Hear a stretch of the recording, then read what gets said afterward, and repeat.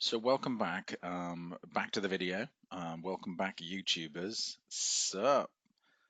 We were just before the break talking about expectations or conventions, what we call genre conventions, and these are the sort of formulaic bits that sort of the building blocks that make up different genres. There is an entire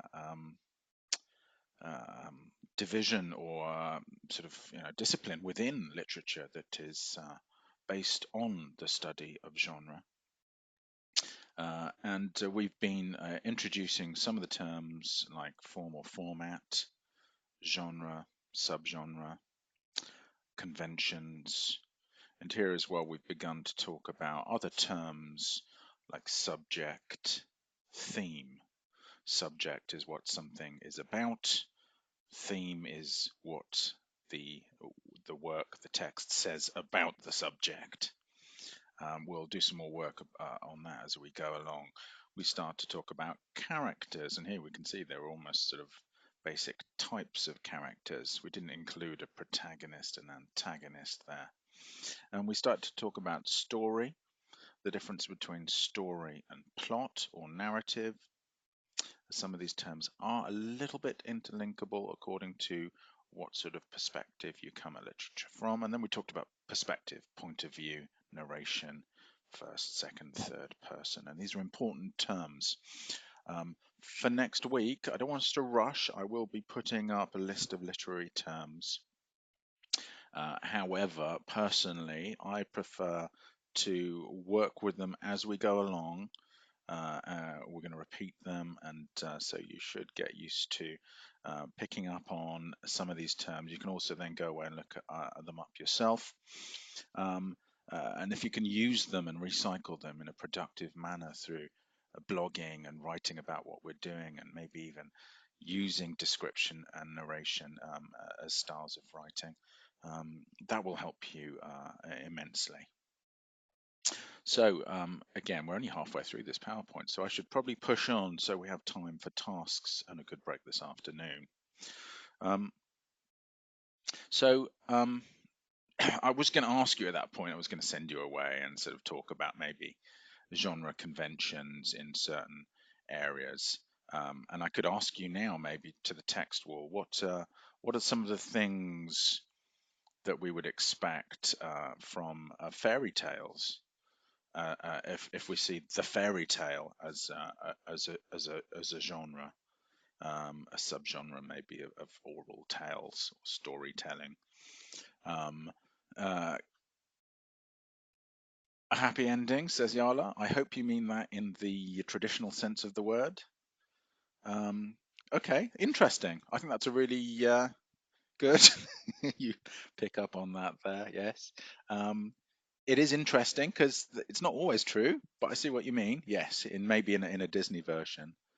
Magic, excellent. We can come back to that, like magic realism, a world where magic could indeed be true. They're not necessarily in all tales, Sophia, but yes, definitely. Ingen, a well-known structure, right? Okay, which are those conventions, I guess? Can we elaborate on that at all? Beautiful.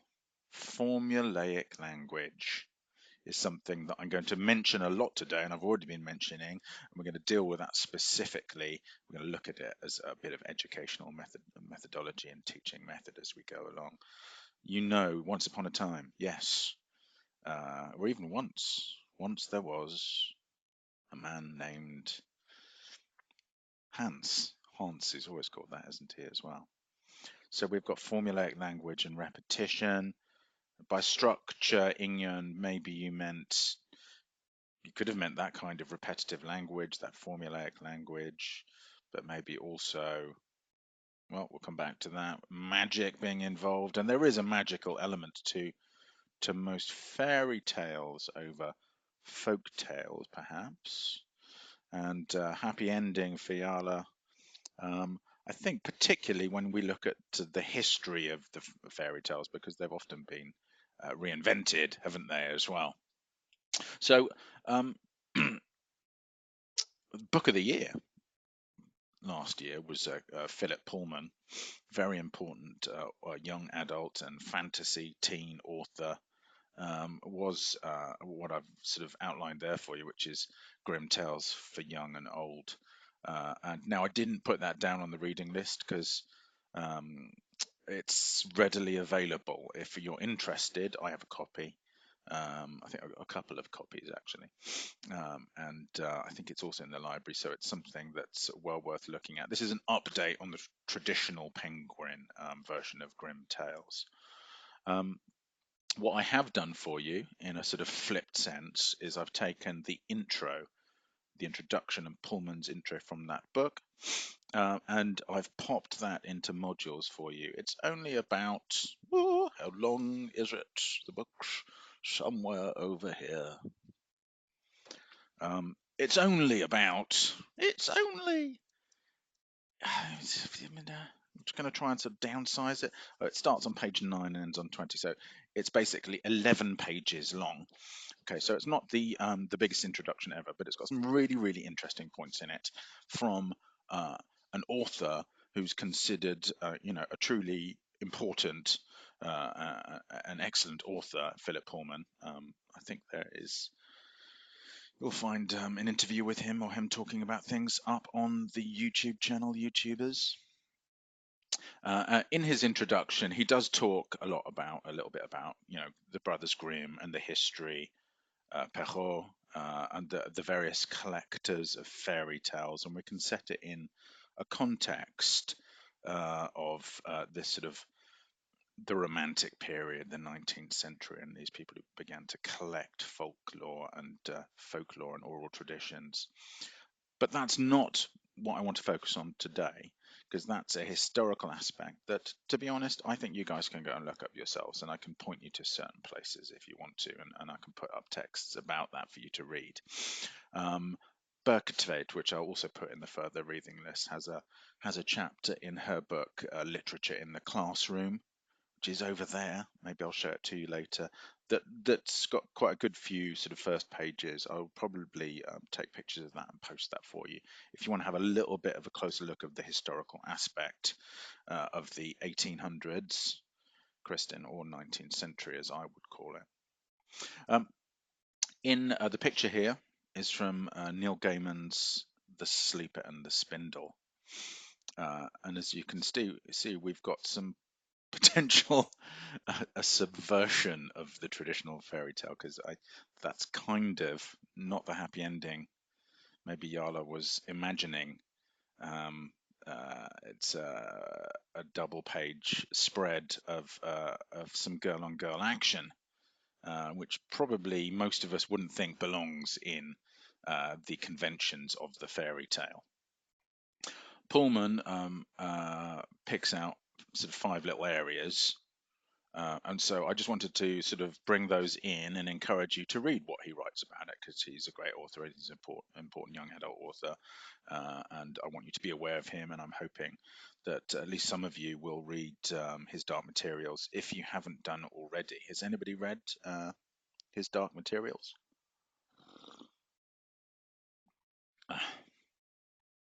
Shame on you. Nice, sweet. We got a yes. Big it up. Awesome books. Really, really, really cannot recommend them warmly enough. Pullman talks about conventional stock figures, and here we're going to look at sort of some of the vocab and what we're talking about, the scaffolding for talking about fairy tales. He talks about celerity, which is, you didn't have to use that word, Philip. I'm going to say that right now. It means swiftness, speed, pace, and that's an important, and we'll have a look at that function of the tale. Is it's action. It happens quickly. It's event spaced. The plot is quick, and linear, but we'll go back into that later. Third point for Mr. Pullman: imagery and description. We'll have a little look at that in a moment. Fourth, is it a text? This is not a text, he states. And fifth, anonymous voice. So I'm going to speed myself up here before I take too long.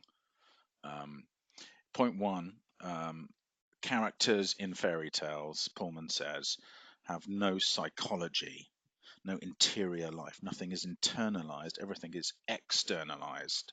Their motives, unlike the villain in your detective fiction, the motive is totally clear and obvious from the get go. Um, so we've got these very obvious conventional figures with no internal psychology, no dilemma, no memory, no nothing going on. He goes on to say that they're basically more than that. They seldom even have their own names. Instead, they are an occupation, a woodsman, or a social position, a princess, or quirk of dress, like Little Red Riding Hood. He points out that when they do have names, they're called Hans or Jack in English ones, as if they even then have a stock name or character. I used to do a lot of writing, and all my characters were called Jack as a sort of play on this. Pullman points out that, and I love this, rather like I don't know if anybody ever had one of those sort of like theatre, sort of like little box theatre with cardboard cutout characters. We used to do that and do little plays. That they're like two-dimensional cut-out cardboard characters with nothing on the other side, as if they're in 2D. And just like characters in that kind of box theatre or phantasmagoria, they're they're they're depicted in some sort of pose of activity or passion, so you can immediately read as the audience what their character is. Finally, another interesting point, and that's well worth always thinking about, is people exist like seven dwarves or 12 princesses in sets of multiples that is impossible. It confounds, it confuses any form of realism. It becomes something absurd or uncanny, like the dwarves or the sets of threes or the Billy Goat's Gruff. So those are points about the sort of the idea of the conventional stock figures that we can investigate in a fairy tale, or begin to think about in our own reading, um, from the set course reading lists, which are not only fairy tales but books which build on fairy tales and introduce also a very strong sense of the Gothic, which we'll look at the Gothic's conventions next week, folks. Oh yeah. Pullman talks about celerity, which just means swiftness, rapidity, speed, pace, high tempo. And he says that things go at a dreamlike speed from event to event. Some of this is either literally quotations. I've provided you with the material, or is me paraphrasing to a degree. And so in constructing this, we need to go fast. So in a single sentence, he points out, you might be able to learn the entire background to a story. So there are only pauses as much as needed. That's a typo that I do apologize. There's an economy. They don't stop to describe what's going on or somebody's state of mind.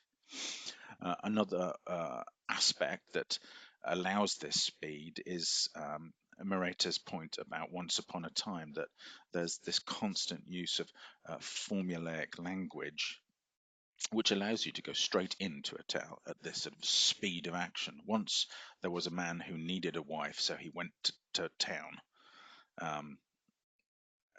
Within the space of one sentence, we've got the entire background and the build up, and we're in the middle of the story. Off we go. And so, just to build on this kind of speed, to achieve this speed, there are no names, appearances, no background, no social contrast text. In fact, Pullman points out there's only interest in what happens to characters, not, and this is important, thinking about realism, their individuality. Realism is all about individuals and their perspectives. A fairy tale is happening in some kind of dreamlike, universal, collective conscious, a bit like Jung. Um, Pullman talks about imagery and description, which you can read about in the article at your leisure. Imagery. Answer: no, there is none, except for the most obvious: white as snow, red as blood. So there's no close description of the natural world or of individual characters at all, because their names, their simple imagery, like Snow White, tell us who they are, their character, and basically all we need to know to carry on with the tale, the narrative at speed. And these descriptions, therefore, a bit like White as Snow or Snow White, also become part of the formulaic language. We'll be using that a lot this term as well, that builds up, as we've seen before as well, in rhymes, in songs, and in storytelling and fairy tales. They're oft repeated. Um, Important thing about the description is normally description allows you, description often can be related to realism, where the individual mind or what one person sees is what's being described, because realism is that kind of perspective of a single person.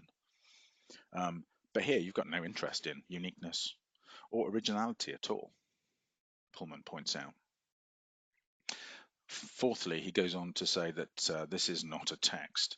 Okay, so huge questions of what is a text? What's a text, Charlie? Well, we've already, excuse me, Bill. We've already pointed to the fact that a text is a book is more than a text. A film is a text. It's a script. He says it's not a text. It's something that exists without the text. The text is just a transcription of it. And so there's no authorship. There's no author, like most other written texts that we can recognize. Even the Bible, we've ended up historicizing and attributing to different editors and writers. This is a transcription and part of an oral tradition. And the transcriber and the storyteller might tell two different versions, Pullman points out. They may invent and have inventions, and those inventions in turn may become conventions. And so, because of all this, we can say that the tale is a cultural text, and it's in continual change and flux. And I think we can see that so clearly with Tim Burton, and with Pullman's Grimm Tales, and with the, almost what we could see as a resurgence of the importance of fairy tales and folklore in modern contemporary culture. One can then ask the question, why? That is for English 4. And finally, we'll be talking a lot about voice and narration. And when you have a text, we will be looking at this when the text is told from what perspective. Here we have no author, and the narrator's voice, because we might have the voice of the protagonist, we might have the voice of the narrator, we might have the voice of the author, is also what Pullman points to as an anonymous voice. There's no need for invention. The tale, in a sense, tells itself. But each teller does reinvent the tale, he points out. And so he sort of conflates or brings together this idea that the fairy tale is like a modern jazz standard, something that is reinvented and told. It's quite interesting, that comparison there to jazz, which is also a kind of, if you see, an oral tradition. And it's also important to see it, he points out, that it's performance. And that's something we'll come back to as well as we go through the term. Okay, I'm very conscious of the fact that we need to move on to our first task and our first group activity. I'm also conscious of the fact that I haven't actually put you into groups for this. So we'll probably start off in our working groups from last term. So that's enough to begin with. I know that's a lot to take on board, but it's just some of those ideas. Please go away and read that introductory text. I think it's well worth looking at. It's only a short piece. It's just 10 pages. He's a great writer. And then if you want to look at Grimm Tales later, I'd really, push you to do that. But you can also think about this when we look at our own reading. But as we look at this picture, That is from Mortal Engines, isn't it? Yes. It's her scarred face at the hands of Strike, the resurrected man. Motivation. I started off with this idea that, what are books, what's a text. We looked at Kunk on everything, and the role of the phone, and what is a book, and how do we engage in books and texts, mostly to get children. One of these issues is to persevere, and to go from the short BuzzFeed text or Twitter on a phone to what a lot of our texts are here, which are, almost like fully fledged novels. And how do we interact with other texts, intertextuality with films and television and art, in order to get children to engage? Well, this is a question of motivation, and we'll hear often about reluctant readers in class. Um, Now, motivation, I know, might mean different things when we're talking about primary, particularly 1 through 4, where motivation maybe doesn't have the same kind of importance as it does when you get maybe through to 5 to 7. Greater self-consciousness in the tweens and through to the teens. But as teachers, motivation is an important theoretical area and concept, and many of you may well choose to focus on motivation in your course requirements and even in your oral examination later. So today, just to add to things, I'm going to just very quickly, because we'll be done in a couple of minutes, outline DC and Ryan's SDT, self-determination theory. There's a link in. Am I on the right page? I'm not on the right page. If I go home here, just to be quite clear about this, there it is. That's in the playlist, the theory playlist. That's an 8-minute little lovely section of DC himself just going through it. I was thinking about putting some reading in here, but I want you to concentrate on your primary text a bit more. So do forgive me. If you want more information, I will be posting some potential little texts about SDT, intrinsic and extrinsic motivation, as we go along, but it's very much for you to also look into.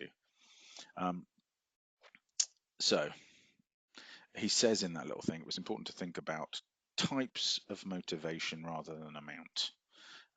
And this was one of their starting points in DC and Ryan's studies, and many other people were involved at the University of Rochester over many years, which is that traditionally you just think about an amount of motivation. I'm very motivated, I'm not so motivated, and that changes the way we approach it. But DC outlines different types of motivation. On the one hand, autonomous motivation, which is doing something purely for interest, enjoyment, and value.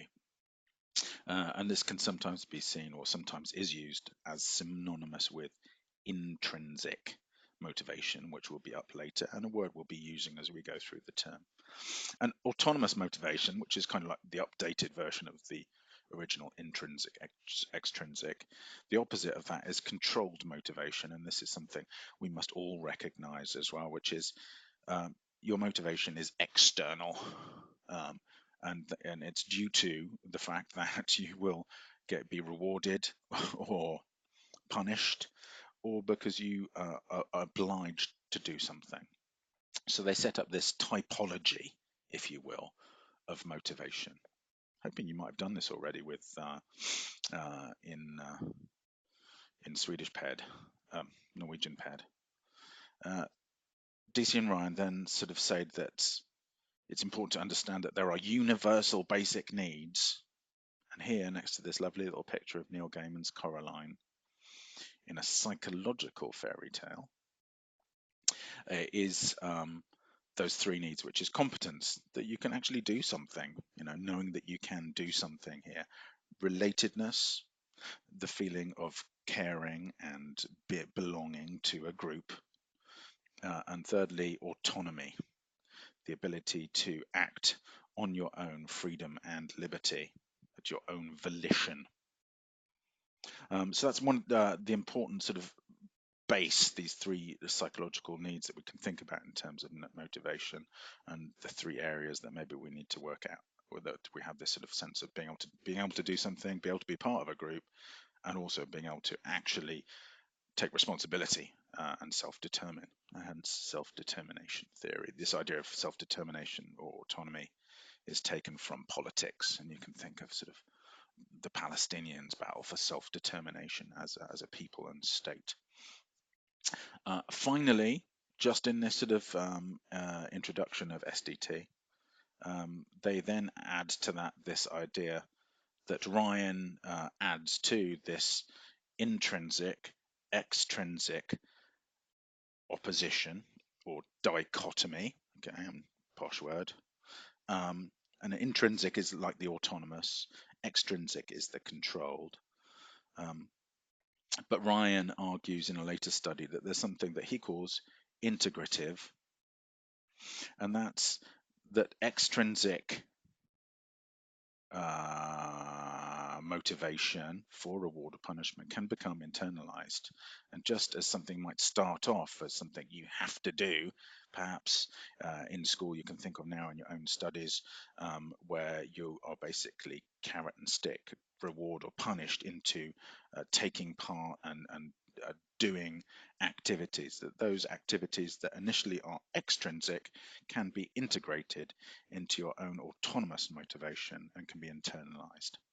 And that is obviously one of the movements that you want from extrinsic into integrative, and finally intrinsic motivation, doing something purely because you are interested and you are joyous. DC and Ryan, they're two psychologists operating out of the University of Rochester, who've been basically, they are the founders and the base theorists in any ideas of motivation, which would then be applied in the area of educational psychology to teaching. And so as we go through this term, we're going to be looking at, I've started off with DC and Ryan because they did those studies together in the beginning. And we're going to move on with other movements forward from some of these ideas as we go through the term as well. I'll be posting some reading as well, not too much because I want you to focus on your primary reading rather than your secondary sources, but as well to think about as we start off with reading and how we're going to motivate particularly people who are not used to, like most of the people I know around me, they're not used to reading books anymore. How are we going to get those people to read books? There's the question. Okay, time is running on. It's already 12:15. So I can come back to Ryan again later. And DC, there's the link there as well. And he outlines their research together. I'll put some more stuff, perhaps on Ryan and his work on his own, Kristen, under the theory playlist on YouTube as we go along. I was just aware of the fact that I would have liked to have maybe done more methodological stuff. And so as we start going into literature, there's some of the questions that we have to bring up. And one of them is motivation. So we'll do some important theorists in motivation over the coming weeks. Whew. Okay, so that's the end of first session after lunch for a minute for that little presentation. Some of the ideas that I'd like you to take with you into task 1 today. Now we're going to have to set some time frames, and I think maybe as we could maybe just stay with our last term's groups to begin with, just for number 1 today, so we're not all rearranging, so we're in a familiar environment. So if everybody's happy with that, I think our first task today, I'm just going to click through and I put everything into the actual course event. I don't explicit learning goals, but I do say what we will find out about. So, we've looked at forms and thought about forms and formats, genres, conventions. I took detective fiction as an example. Then we moved on to look at conventions of fairy tales. We could have said other things about fairy tales, but we did look at what Pullman said about fairy tales, because he's probably one of the most important rewriters or reinventors of fairy tales in the modern world. I mean, his book is definitely, as many people who've have seen YouTube video clips of people making tiny pizzas have read his book, so he's quite important. Conventional stock characters, celerity, speed, this swiftness of action and plot. Basically, it's action. Uh, Dearth, lack of imagery and description, or this minimalism. Is it a text? This question, and the actual voice. Who is telling the tale and the narration? Those were the issues. And then we've also looked at beginning educational methodology. Here we've been looking at psychology because we've been wanting to talk about motivation, and we've had a little look at self-determination theory. We've also mentioned quite a few times formulaic language, and that will be something we'll be working on, thinking of from primary all the way through how important it is as a concept, and something I think many of you might choose to focus on in your course requirements. Whew, which takes us to TBL, task-based learning. That was a lot of P, a lot of me talking. We've already looked at some of the ways we approach this methodologically last term.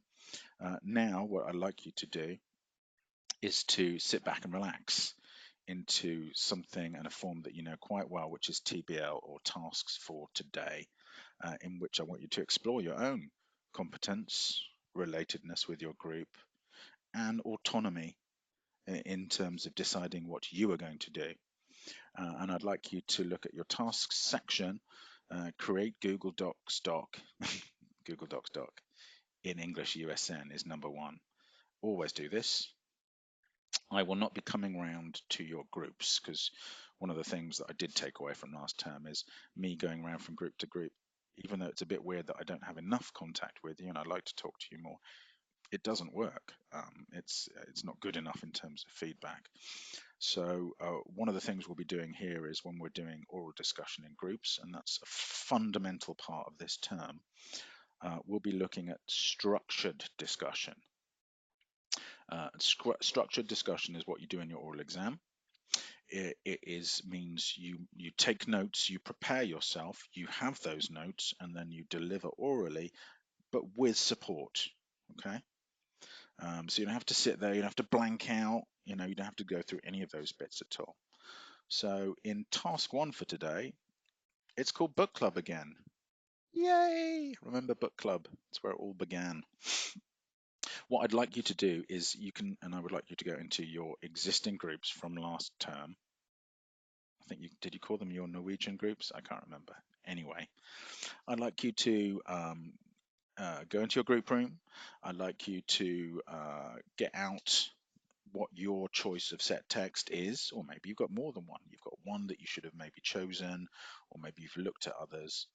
And I'd like you to basically, in your groups, you can assign roles. Somebody who's a note taker, somebody who's a leader, somebody who makes sure everybody has a voice. Been working on this for a term now. Present your choices and look at the books that you've chosen. That's point one. Point two in your instruction is then perhaps you can do two things. Is you can relate that, whether you do it as you do it or in discussion, to literary concepts of format, genre, and conventions. You saw further that when I looked at conventions, I talked about subject, theme, character, story, and perspective. Those five are a big five for me. So on the one hand, we've got those literary concepts to discuss, and you don't have to discuss all of them. It's what interests you, what sort of you feel you have competence, you can relate to, and develop your autonomy in. And then on the other hand, I'd like you to think about motivation, because it's a big point of reading and literature and books is people go, oh, books, boring, literally all the time, or what are you reading for? So if you can maybe bring in and think a little bit, not in detail, some of those ideas about autonomous or controlled motivation, how we think about motivation. um, and how they relate to our basic needs for competence, relatedness, and autonomy, and what that means. Um, make notes in your Google Docs doc, and then at the end of this, because you have a full hour, oh yes, you have a full hour for this, is I would like you to record in OmniJoin with the audio on. You saw how I did it. A structured discussion, making sure everybody in the group contributes. Why should everybody in the group contribute? Because you've already planned it. And you can take from your initial presentation and discussion a recorded structured discussion out of that. Okay, need only be 5 minutes. Doesn't have to be very long. We're sort of testing this as a way of beginning to practice for that oral examination as well, where we go through presentation, relation to concepts, note taking to prepare and structure, and then recording digitally, delivering that structure. Okay, good. Well, it's 1 o'clock, isn't it? So, do I have any questions on the wall? Oh, my 5 fingers of stuff. Oh well, I sort of yeah, that's a very good yes. Well, for me, this is it. Subject. What's it actually about, right? A film about football is, the subject, football. Yeah. Theme could be friendship. Yeah. It might be about football, but the real theme is what it says about humans and people in the world, and it would be about friendship. We then had character, didn't we? And obviously we've got the characters, and in terms of fairy tales, you might be looking at protagonists, antagonists, but we had like set characters in fairy tales, and I think you should be all right with that. I then had story, what actually happens, and I did say there's a difference between story, which is just the stuff that happens, and plot, which is the stuff that happens but reorganized according to perspective, the story, who tells the story, and from whose point of view we see it from. So I hope that's so. Those two are interlinked. The perspective takes story and turns it into plot, a reorganized story according to the structure. And when I say set books, Kristen, I meant from the reading list, you were given 3 choices for a genre, weren't you? And the instructions were minimum 1 from each genre. So let's say there are 4 of you in your group. Oh, I'm not sharing. Let's say there are 4 of you in your group. I'm expecting that you won't all have chosen the same books to read. It'll be a bit weird if you did. You never know. Maybe people will do that. So I'd like you to just, say this is what I chose. Maybe you can talk about your own motivation for choosing that book. You can relate it to motivation in that way. Maybe you can think about why you would be motivated to choose it because of its format. I chose this because it had pictures and it was easy, it was short, it was quick to read. I chose it because the genre, because I'm interested in this particular genre that speaks to me and it's important. So that's what I mean by set books. I mean the books you've chosen off the course literature. Okay. Yeah. Okay. So we've got that 5 that I like that I've explained. That I don't want to start working with a big list. Those 5 are enough to talk about literature with. Boom. If you add the fact that we've got like format, genre, and conventions, those big 5, you can go most of the way with that for me. What did you choose, Kristen, as your set book? From folklore, fairy tales, and the Gothic. So maybe you can meet and talk about your books and say what you chose. So it's book club. Okay. I'm not sensing any further questions. So the important thing before anybody leaves the room is for a time frame, and it's 1 o'clock already when we finish by 3. So I'm going to ask you, because you're doing a structured recording, I'm going to give a 15-minute break in the middle. I'm going to give you 50 minutes for this task till 13:50.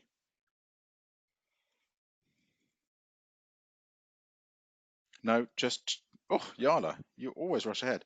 Take all the time needed, please. Task one only. Reconvene at 13:50,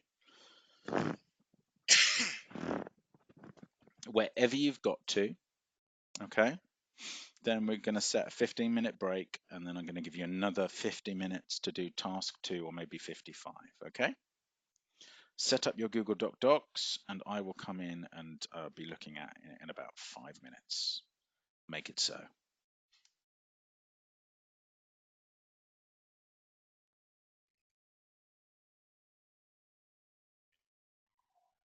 Mm,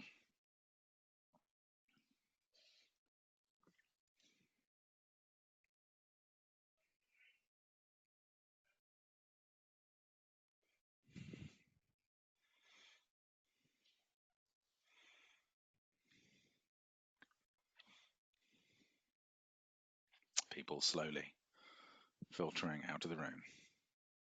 Okay, good. Good.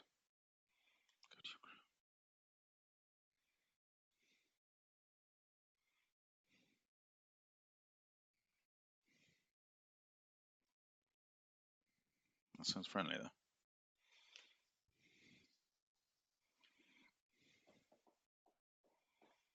Hmm. Okay.